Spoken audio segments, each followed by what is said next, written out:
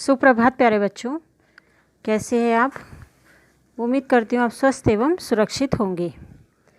पिछले पार्ट में हमने पढ़ा था मोहन के बचपन के बारे में। आज हम गांधी जी की लंदन यात्रा के बारे में जानेंगे। समुद्र की लहराती लहरों पर उछलता कूदता जहाज आगे की ओर बढ़ रहा था, पर मोहन का मन पीछे की ओर भाग रहा था। क्यों? क्योंकि उनकी माँ की भीगी आंखें और पत्नी का मौन रुदन उसे बहुत व्याकुल बना रहा था। प्यारा घर, प्यारा देश दूर होता जा रहा था। जहाज में उनके परिचित राजकोट के वकील मजूमदार थे। शेष यात्री अंग्रेज थे, जिनसे मिलने और बात करने में गांधी जी सकुचाते थे। उन्हें ऐसा लगता था कि उनके मुंह से कोई गलत शब्द ना निकल जाए। उन्होंने लिखा है कि मैं भोजन परोसने वाले से बोलते हुए झेपता था। जो परोसता था भोजन, उससे वो डरते थे कि उनके मुंह से कोई गलत शब्द ना निकल जाए, क्योंकि मेरी अंग्रेजी कमज़ोर थी। साथ ही मैं अंग्रेजी रीति रिवाज से भी परिचित नहीं था। वे अंग्रेजी कम जानते थे, अंग्रेजी नहीं पढ़े थे। गांधी यह नहीं समझ पाते थे कि स्टुअर्ड से कैसे पूछे कि भोजन के पदार्थों में कौन सी चीज़ें बिना मांस की है। छुरी कांटे से खाने का अभ्यास न होने के कारण वे भोजन की टेबल पर कभी नहीं गए, अपने केबिन में ही खा लेते थे। उन्हें छुरी कांटे से खाना खाते नहीं आता था, इसलिए वे सबके बीच में खाना नहीं खाते थे, अकेले भोजन करते थे। गांधी प्रातः जल्दी उठते और 8 बजे तक स्नान करके निपट जाते थे। भोजन का समय होने पर वे घर से लाई हुई चीज़ों से अपनी भूख मिटा लेते थे। यात्री दोपहर का समय मनोरंजन में बिताते थे और गांधी कभी कभी पियानो बजाकर अपना मन बहला लेते थे। यात्री क्या करते थे? गाना, मनोरंजन ये सब सुना करते थे। उस समय गांधी जी क्या करते थे? वे पियानो बजाते थे। उनके साथी मजूमदार तो जहाज़ के यात्रियों से खूब हिल मिल गए थे, परंतु गांधी जी संकोच के कारण अपने केबिन में ही रहते थे। 5 दिन की यात्रा के बाद जहाज़ लंदन पहुंचा। तब पृथ्वी के दर्शन के लिए लालायित यात्री प्रफुल्लित हो उठे।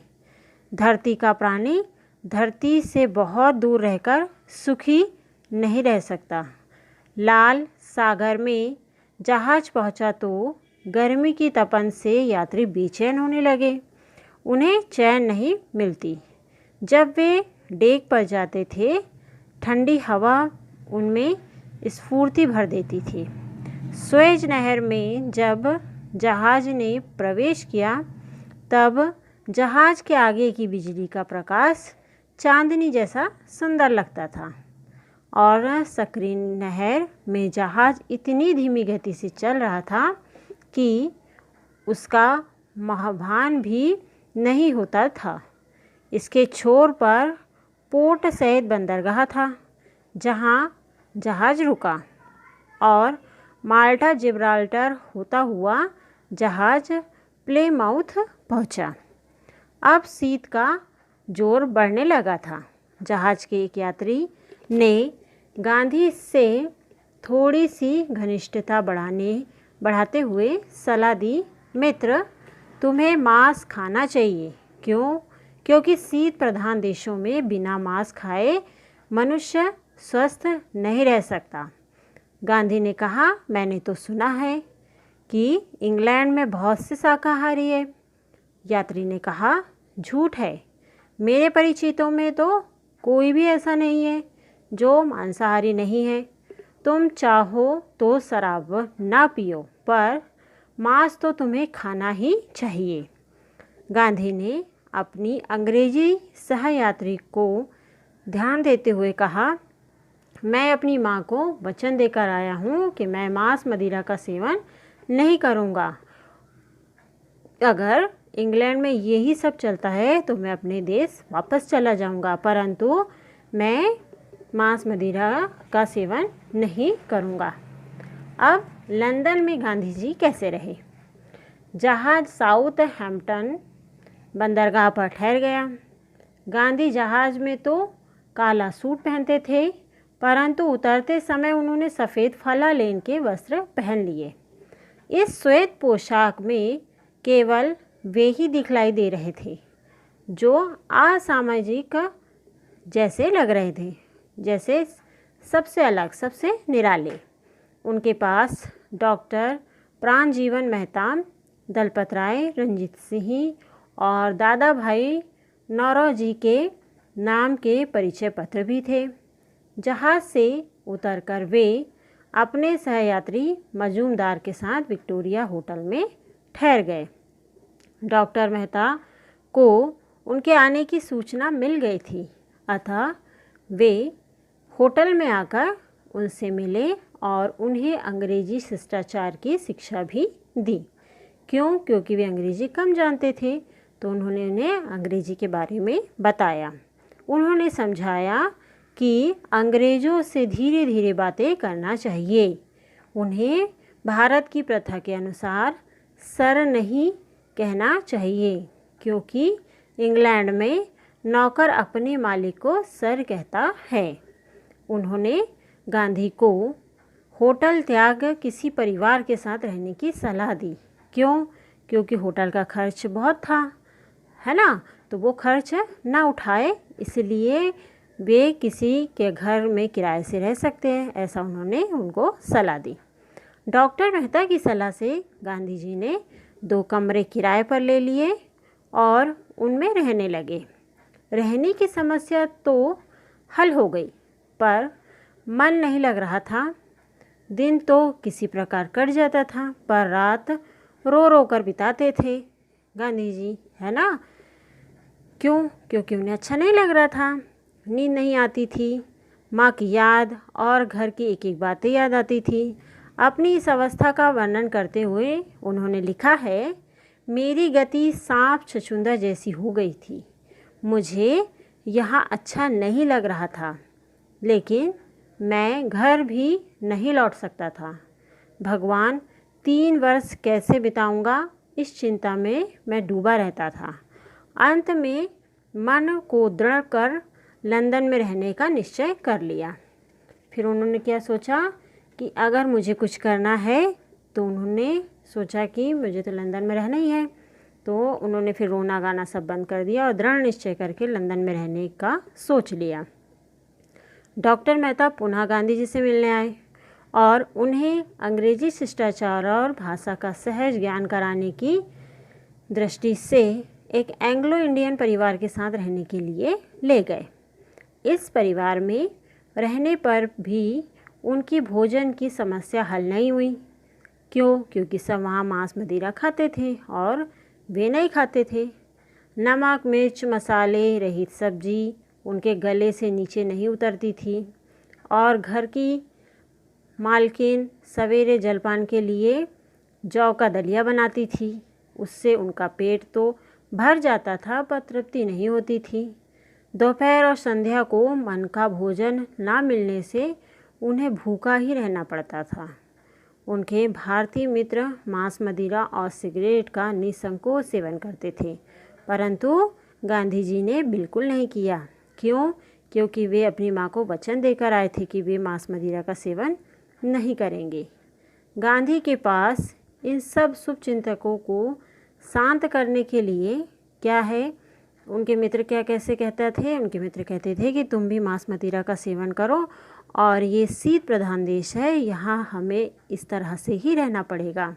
तभी उन्होंने अपने मित्रों को समझाया और शांत करने के लिए एक ही उत्तर था, क्या? कि माँ के सामने मांस न खाने की प्रतिज्ञा करके आया हूँ, उसे किसी भी दशा में मैं नहीं तोड़ सकता। मित्र हार जाते थे, पर उनकी दृढ़ता की बराबर प्रशंसा करते रहते थे कि हम इतना बोलते हैं फिर भी वे मांस मदिरा का सेवन नहीं करते हैं। गांधी अनुकूल शाकाहारी भोजनालयों की खोज में प्रयत्नशील रहते थे। वे सोचते थे कि कहीं शाकाहारी भोजनालय मिल जाएगा तो वे वहाँ भोजन कर लिया करेंगे। एक दिन उन्हें फैरिंगटन स्ट्रीट के शाकाहारी भोजनालय का पता चला। उन्हें वहाँ अपनी रुचि का भोजन मिल गया। वहीं उन्हें शाकाहार के पक्ष का समर्थन करने वाली पुस्तक भी मिल गई। अभी तक तो वे माँ के दिए हुए वचन का पालन की दृष्टि से मांसाहार से कतराते थे, पर अब तो शाकाहार के पक्ष में तर्कपूर्ण प्रमाण भी उन्हें प्राप्त हो गया था। अतः उन्होंने मांस मदिरा का बिल्कुल सेवन नहीं किया। अनुकूल भोजन की समस्या तो हल हो गई। क्यों? क्योंकि उन्हें भोजनालय मिल गया। अब दूसरी समस्या थी कि अपने को इंग्लैंड की सभ्यता के अनुकूल ढालने की। धीरे धीरे वे शिक्षित अंग्रेजियों की भांति अपना रहन सहन बनाने लगे। सर्वप्रथम उन्होंने क्या किया? अपनी कपड़ों वेशभूषा पर ध्यान दिया। वेशभूषा में परिवर्तन कर लिए और क्या किया? रेशमी टॉप हैंड खरीदा और बढ़िया कोट सिलवाया। सोने की डबल वॉच चैन ली। पेटेंट लेदर शूज़ यानी जूते ले लिए और मूछ बढ़ा ली और सिर के बाल बाईं ओर संवारने लगे। टाई बांधने की कला भी सीख ली। भारत में जब वे थे तब हजामत बनाने के लिए सिर्फ आईना देखते थे, तभी आईना देखते थे, उसके अलावा नहीं देखते थे। पर यहाँ तो टाई ठीक करने में वे रोज़ आईने के सामने खड़े हो जाते थे।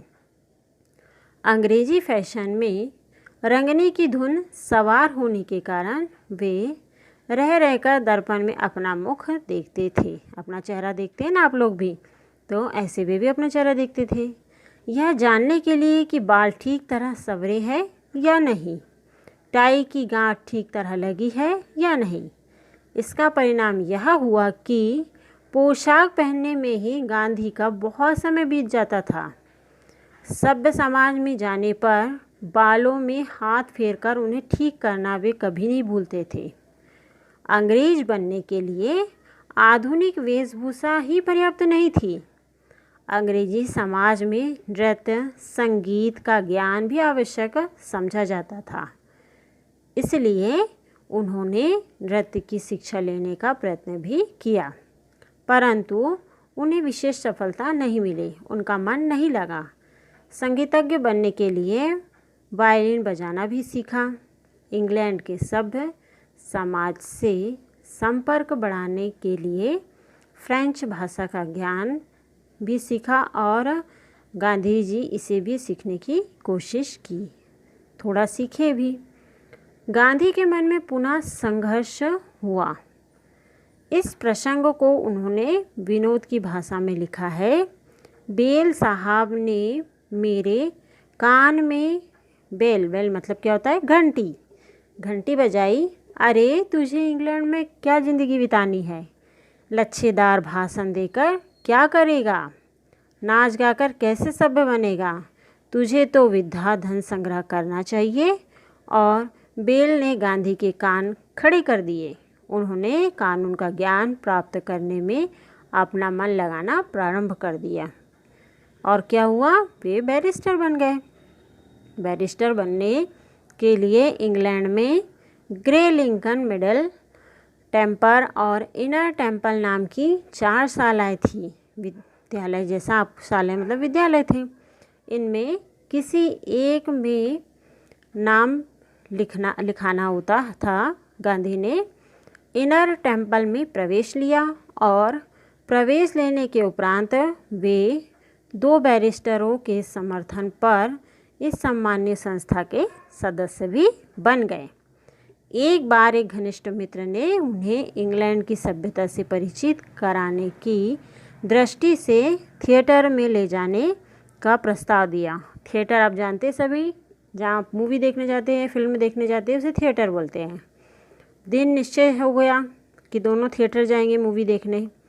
थिएटर में जाने से पूर्व एक शानदार होटल में भोजन करने जाएंगे, ऐसा भी उन्होंने सोच लिया।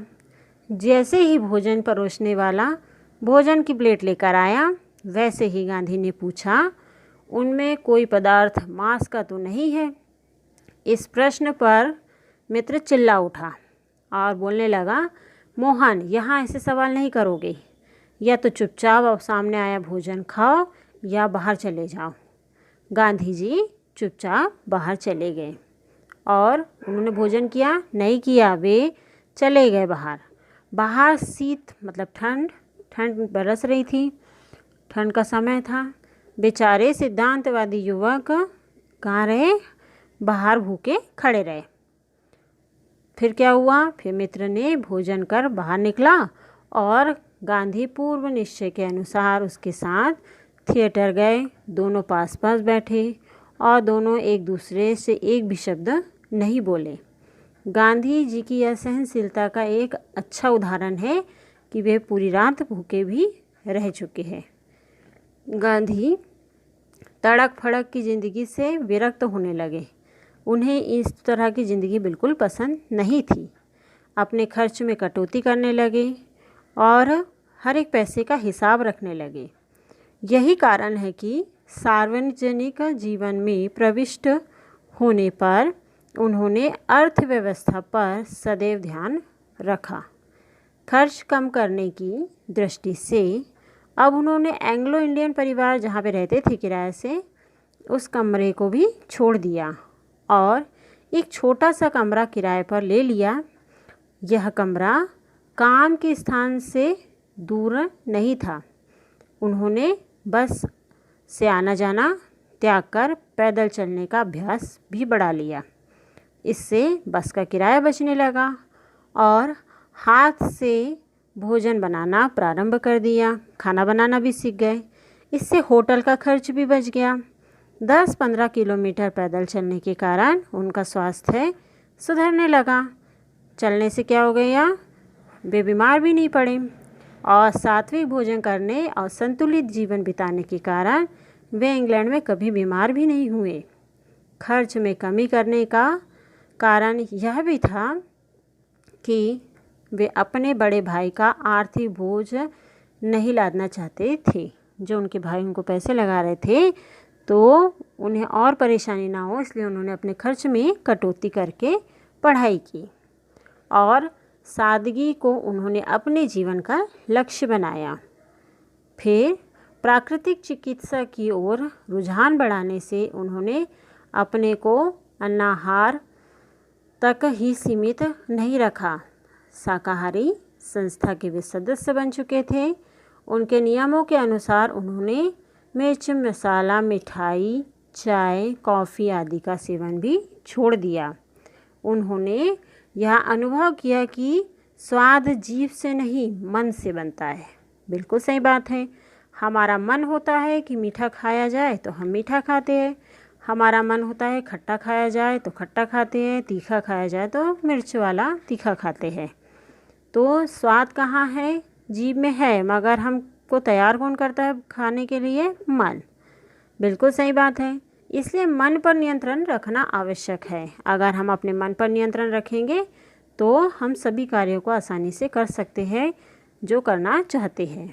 भोजन का प्रश्न हल हो जाने पर गांधी ने अंग्रेजी में अपनी योग्यता बढ़ाने के लिए मैट्रिक की परीक्षा लंदन विश्वविद्यालय में उत्तीर्ण करने का निश्चय किया।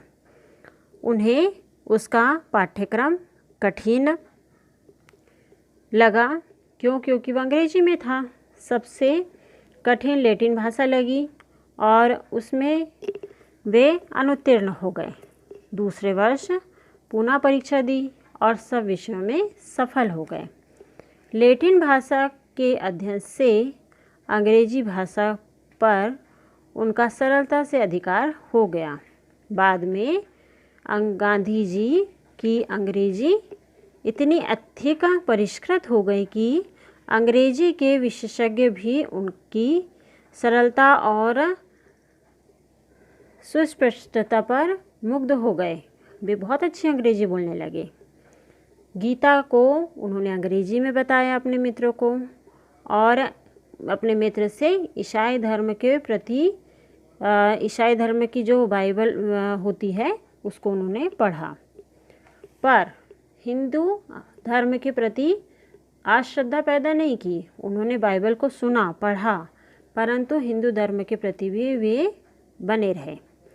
गांधी का अध्ययन क्रम निरंतर चलता रहा और कठिन परिश्रम के बाद 10 जून 1891 को वे बैरिस्टर घोषित हो गए। यह उल्लेखनीय बात है कि वे विदेश में भी अपने स्वदेश के संस्कार पूर्ववत बने रहे। इंग्लैंड छोड़ने के लिए पूर्व गांधी अपने ज्ञान तथा चरित्र की उज्ज्वलता की छाप प्रबुद्ध अंग्रेज समाज पर छोड़ आए। क्या हुआ? उन्होंने वहाँ अंग्रेजी भी सीखी और बैरिस्टर भी बन गए, परंतु अपने संस्कार को बनाए रखे और अपने संस्कारों की उज्ज्वलता वहाँ अंग्रेजी के सामने छोड़ आए, अंग्रेज़ों के सामने, कि उनके अंदर कितने अच्छे संस्कार है। लौटते समय जहाज़ की यात्रा बड़ी सुखद रही।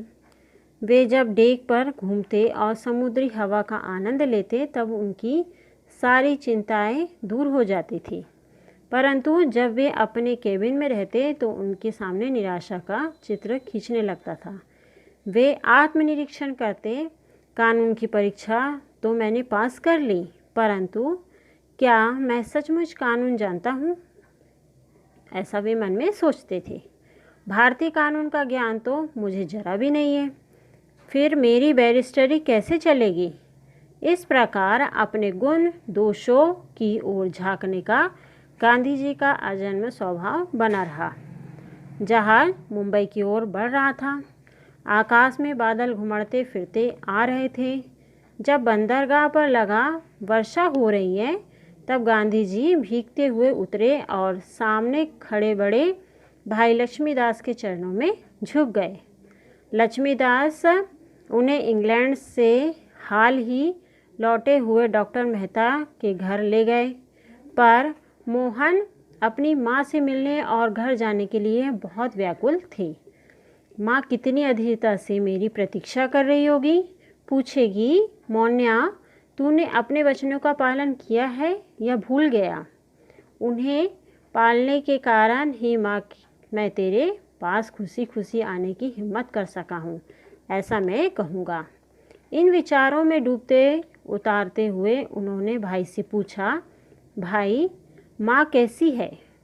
भाई थोड़ी देर के लिए चुप हो गए और उनकी आंखें भीग गई। मोहन ने भाई की आंखों में पानी देखा, तब उनने अपनी आंखें सूखी ही रखी। गीता के पारायण ने उन्हें स्थित प्रज्ञ होना सिखला दिया था। धीरे धीरे भाई ने कहा, तुम्हारी बैरिस्टरी पास होने का समाचार जब मिला तब माँ मृत्युशैया पर थी। सुनते ही उनकी आंखें चमक उठी थी।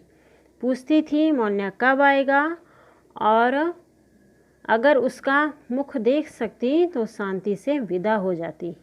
ऐसा लगता है कि मोन्या मुझे नहीं मिलेगा। भगवान मुझे जल्दी बुला रहा है। जब आ जाए तो उसे नासिक ले जाना और बुद्धि शुद्धि संस्कार के बाद राजकोट के जाति बंधुओं को भोज देना मत भूलना। पढ़ाई में विघ्न होने के भय से भाई ने माँ की मृत्यु का समाचार मोहन को नहीं भेजा था। मोहन को पिता की मृत्यु से भी अधिक दुख माँ की मृत्यु से हुआ। तो ये क्या था? आज हमने पढ़ा महात्मा गांधी की लंदन यात्रा, किस तरह उन्होंने अपनी माँ के वचनों का पालन किया व किस तरह संघर्ष करके बैरिस्टर बनकर पुनः अपने देश को वापस आए और उनकी पढ़ाई के बारे में जानकारी प्राप्त हुई। धन्यवाद। वंदे मातरम।